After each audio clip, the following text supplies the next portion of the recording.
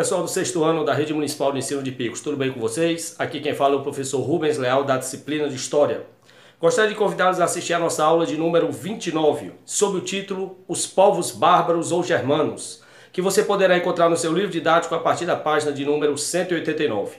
Vamos nessa então? Então, pessoal, na Idade Média, na verdade, fim da Idade Antiga e início da Idade Média, a Europa estava dividida basicamente entre dois povos.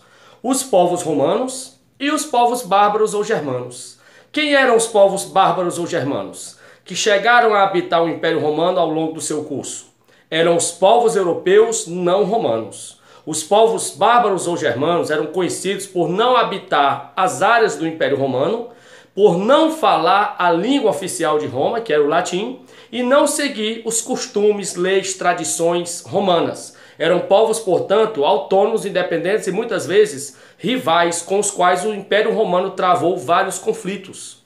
Geralmente, os povos bárbaros habitavam uma região europeia muito grandiosa, conhecida como Germânia. Daí os bárbaros serem chamados também de povos germanos. Professor Rubens, é por isso que o termo bárbaro é pejorativo hoje? Hoje, quando a gente vê um crime hediondo, um crime muito com requinte de crueldade, alguma pessoa muito cruel, a gente diz, é um crime bárbaro, foi uma ação bárbara. Isso tem a ver com os povos bárbaros? Na verdade, pessoal, esse termo pejorativo, esse termo negativo dado aos bárbaros, tem uma relação direta sim com aquele período.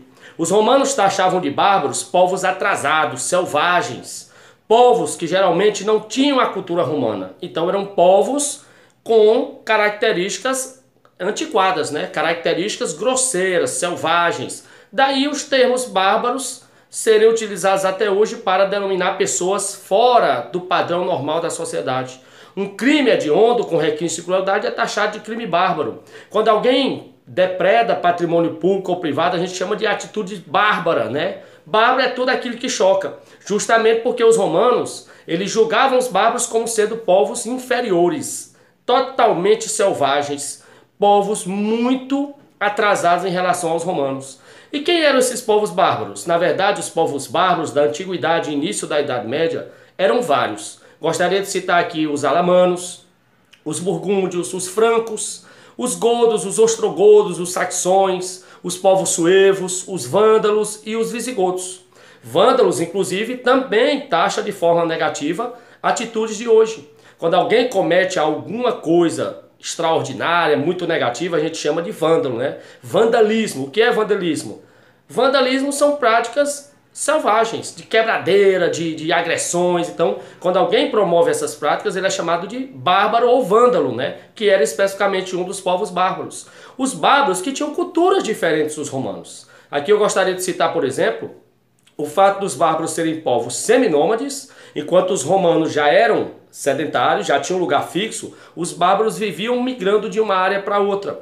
Isso caracterizava o seminomadismo. Os bárbaros também tinham leis orais e consuetudinárias. Consuetudinárias eram baseadas nos costumes de cada tribo. Totalmente diferente de Roma, que já tinha leis escritas, um código de lei prontos. Os bárbaros não, as leis eram passadas de geração para geração por via oral e baseadas nos costumes. Outra característica que mostra a diferença entre bárbaros e romanos é que os bárbaros não conheciam o Estado. Os bárbaros não tinham organização política, muito pelo contrário, os bárbaros tinham chefes guerreiros, enquanto os romanos já tinham toda uma estrutura política e administrativa. Os bárbaros também tinham economia monetária. Eles não conheciam o padrão monetário, portanto eles não tinham moeda, ao contrário de Roma, que já tinha um padrão monetário definido. Ou seja, se você perceber, os bárbaros, eles tinham características muito aquém dos romanos, por isso os romanos os chamavam de povos atrasados. Sem deixar de lembrar também, logicamente, que os bárbaros eram politeístas, eles acreditavam em várias divindades. Os romanos também eram politeístas, mas no decorrer do tempo tornaram-se cristãos e adotaram o monoteísmo. Já os bárbaros, a maior parte dos povos bárbaros, manteve a crença em vários deuses por vários séculos.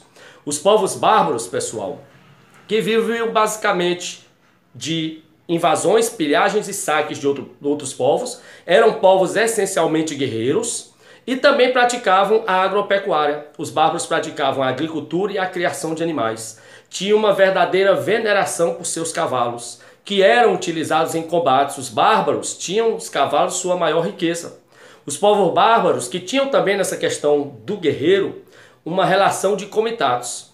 Comitados, pessoal, era um grupo de guerreiros e para você fazer parte desse grupo de guerreiros bárbaros, do comitados, os jovens guerreiros eles tinham que ter o ingresso no comitados. Comitados era uma relação de honra, né? Era uma relação de reconhecimento do jovem guerreiro como um novo guerreiro da tribo, quando ele atingia a idade estava pronto para atuar nas invasões de outros povos, nas pilhagens, nos saques. Pilhagem é roubo, né? E os bárbaros praticavam esse tipo de atitude.